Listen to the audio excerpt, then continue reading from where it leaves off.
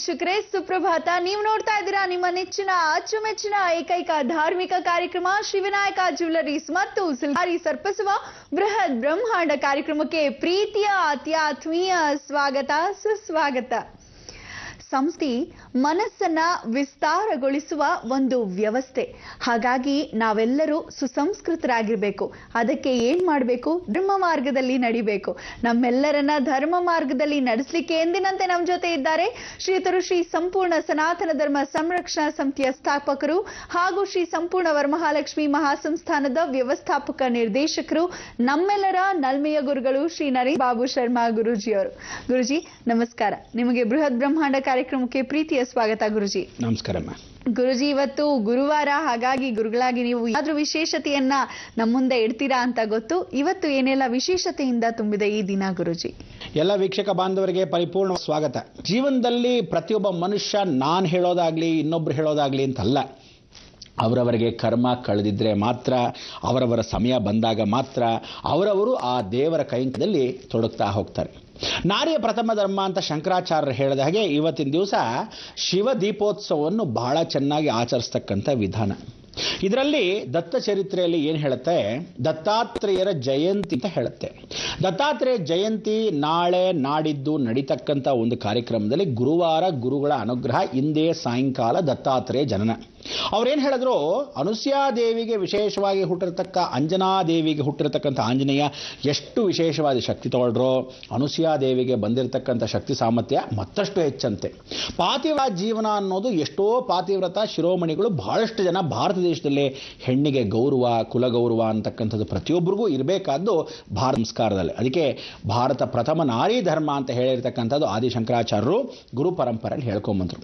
ಅನುಸೂಯಾದೇವಿ ಬ್ರಹ್ಮ ವಿಷ್ಣು ಮಹೇಶ್ವರನ ಮೂರೂ ಜನ ವಿಶೇಷವಾಗಿ ಇಟ್ಕೊಂಡಿರ್ತಕ್ಕಂಥ ಅಂಶದಲ್ಲಿ ಅವಳು ಈ ಜನನವನ್ನ ವಿಶೇಷವಾಗಿ ಮಾಡಿಕೊಂಡಿರ್ತಕ್ಕಂಥ ಪ್ರಯೋಗ. ಲಕ್ಷ್ಮೀ ಸರಸ್ವತಿ ಪಾರ್ವತಿಗೆ ಬಂದಿರತಕ್ಕಂಥ ದುರಹಂಕಾರದಲ್ಲಿ ನನ್ನ ಗಡ್ಡ ದೊಡ್ಡವನು, ನಾನು ದೊಡ್ಡವಳು, ಗಂಡ ದೊಡ್ಡವನು, ನಾನು ದೊಡ್ಡವಳು, ನನ್ನ ಗಂಡ ದೊಡ್ಡವಳು, ನಾನು ದೊಡ್ಡವಳು ಅಂತೇಳಿ ಮಹಾಕಾಳಿ, ಮಹಾಲಕ್ಷ್ಮಿ, ಮಹಾಸರಸ್ವತಿ ಮೂರೂ ಜನ ಜಗಳವಾಡ್ತಾ ಇದ್ದ ಸಮಯದಲ್ಲಿ ಪರಮೇಶ್ವರರು ಏನು ಬೇಕಾಗಿಲ್ಲ ಅಂತ ಕೈಲಾಸ ಬಂದ್ಬಿಟ್ರು. ವೈಕುಂಠ ಲೋಕವನ್ನು ಸಾಕ್ಷಾತ್ ಮಹಾವಿಷ್ಣು ಬಿಟ್ಟು ಬಂದ್ಬಿಟ್ಟ. ಬ್ರಹ್ಮಲೋಕವನ್ನು ಬ್ರಹ್ಮ ತ್ಯಜಿಸ್ಬಿಟ್ಟು ಬಂದೇ ಬಿಟ್ಟರು ಭೂಲೋಕಕ್ಕೆ.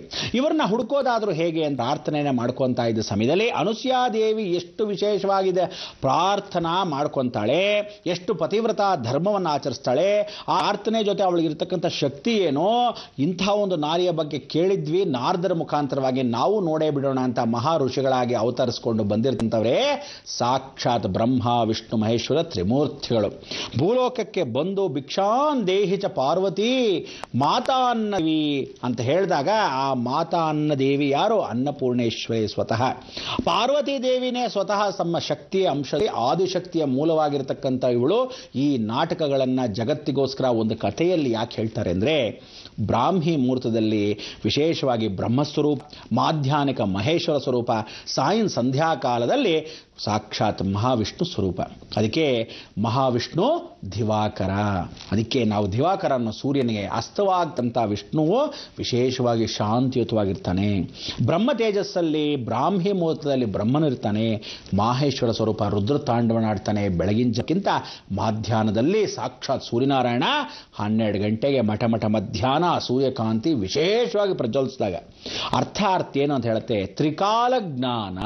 ಆ ತ್ರಿಕಾಲ ಅಂದರೆ 3 ಕಾಲಗಳ ಜ್ಞಾನವನ್ನು ಯಾರು ತಗೊಂತಾನೆ ಅದೇ ಜ್ಞಾನಿ, ಅವಳೇ ಶಕ್ತಿ. ಆ ಗುರು ಪರಂಪರೆಯಲ್ಲಿ ಗುರುಗಳಾಗಿ ಎಷ್ಟು ಚೆನ್ನಾಗಿರ್ತಾರೋ ಆ ಗುರುನ ಗೌರವಿಸೋದು ಆದಿಶಕ್ತಿ. ಅದಕ್ಕೆ ದತ್ತಾತ್ರೇಯ ಹರೇ ಕೃಷ್ಣ ಉನ್ಮತ್ತಾನಂದದಾಯಕ ದಿಗಂಬರ ಮುನಿ ಬಾಲಪಿಶಾಚ ಜ್ಞಾನಸಾಗರ. ಆ ಮುನಿ ಬಾಲಪಿಶಾಚಿಯಾಗಿದ್ದಾಗ 3 ತಲೆಗಳು 6 ಕೈಗಳು ಬಂದಾಗ ಎಲ್ರಿಗೂ ಹೊಸದಾಗಿರುತ್ತೆ. ಬಾಲಪಿಶಾಚ ಪುಟ್ಟದಾಗಿದ್ದಾಗ ಜ್ಞಾನಸಾಗರ. ಇಂಥ ಒಂದು ಜ್ಞಾನಸಾಗರ ಆ ಪುಟಾಣಿ ಕೋಪಿನ ಹಾಕ್ಕೊಂಡು ಈ ಮಗು ಹಿಂಗಿದ್ರೆ ಬಾಲಪಿಶಾಚ ಜ್ಞಾನಸಾಗರ, ಸರ್ವಜ್ಞಾನವನ್ನು ಬಲ್ಲತಕ್ಕ ಗುರು ಅಂತೆ. ಅದಕ್ಕೆ ಜಗದ್ಗುರು ಆದಿಶಂಕರಾಚಾರ್ಯರು ಇದ್ರ ಬಗ್ಗೆ ಬಹಳ ವಿಶ್ಲೇಷಣೆಯಿಂದ ಹೇಳ್ತಕ್ಕಂಥದ್ದು. ಆ ಶಂಕರಾಚಾರ್ಯರ ಸ್ವರೂಪವೇ ಗುರು ಪರಂಪರೆ. ನೋಡಿ, ಶಂಕರಾಚಾರ್ಯ ಅವತಾರ ತಗೊಂಡ್ರು, ಸಾಕ್ಷಾತ್ ಶಂಕರನೇ. ಶಂಕರಾಯ ಶಂಕರಶ್ಚ ಹೃದಯಂ ಶಿವ. ಅದಾದ ದಕ್ಷಿಣಾಮೂರ್ತಿ ತಗೊಂಡ್ರು, ಜ್ಞಾನಾನಂದಮಯಂ ದೇವಂ ನಿರ್ಮಲಾ ಸ್ಫಟಿಕಾಕೃತಿಂ ಆಧಾರಂ ಸರ್ವವಿದ್ಯಾನಾಂ. ಅಂಥ ವಿದ್ಯೆನ ಋಗ್ವೇದ, ಯಜುರ್ವೇದ, ಸಾಮವೇದದಲ್ಲಿ ವಟವೃಕ್ಷದಲ್ಲಿ ಕೆಳಗೆ ಕೂತಿರ್ತಕ್ಕಂಥ ದಕ್ಷಿಣಾಮೂರ್ತಿ ಸಾಕ್ಷಾತ್ ಪರಮೇಶ್ವರನೇ. ಬೃಹಸ್ಪತಿ ಕೂತಿರ್ತಕ್ಕಂಥ ಜ್ಞಾನದಲ್ಲಿ ಆ ಬೃಹಸ್ಪತಿ ಗುರುವಾಗಿ ಕೂತಿರೋನು ಇನ್ಯಾರೂ ಅಲ್ಲ, ಸಾಕ್ಷಾತ್ ಪರಮೇಶ್ವರನೇ. ಹೀಗೆ ಎಲ್ಲ ರೀತಿಯಲ್ಲಿ ಗುರುವಾಗಿ ಕೂತಿರ್ತಕ್ಕಂಥ ದಕ್ಷಿಣಾಮೂರ್ತಿ, ಗುರುಗಳನ್ನು ಎಲ್ಲೆಲ್ಲಿ ನೋಡ್ತೀವಿ ಸಾಕ್ಷಾತ್ ಶಿವ. ಅದಕ್ಕೆ ಗುರು ಬ್ರಹ್ಮ, ಗುರು ವಿಷ್ಣು, ಗುರುದೇವೋ ಮಹೇಶ್ವರ ಅಂತೀವಿ. ಎಲ್ಲರಿಗೂ ದೇವೋ ದೇವೋ ಅಂತ ಹೇಳಿದಾಗ ಆ ಮಹೇಶ್ವರನಿಗೆ ಉನ್ನತ ಸ್ಥಾನ. ಈ ಮೂರು ಜನನ್ನು ವಿಶೇಷವಾಗಿ ಅವಳು ಶಕ್ತಿಯುತವಾಗಿ ಕೇಂದ್ರೀಕರಿಸಬೇಕಾದ್ರೆ ಅವ್ರಿಗಿದು ವರವಾದರೂ ಏನು ಅನ್ನೋದು ನೀವು ತಿಳ್ಕೋಬೇಕಾದ್ರೆ ಏನು ಮಾಡಬೇಕು? ಕಾಯ್ತಾ ಇರಬೇಕು.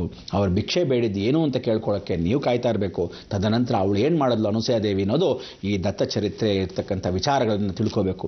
ನಾಳೆ ದತ್ತ ಜಯಂತಿಗೆ ಇವತ್ತು ಕಥೆ ಹೇಳದೇ ಇದ್ರೆ ನಾಳೆ ನೀವು ಆಚರಣೆ ಮಾಡೋದಾದರೂ ಹೇಗೆ ಅಲ್ವೇ? ಗುರು ಪರಂಪರೆಯು ಗುರುಮುಖೇನ ದೇವದರ್ಶಯಾಮಿ.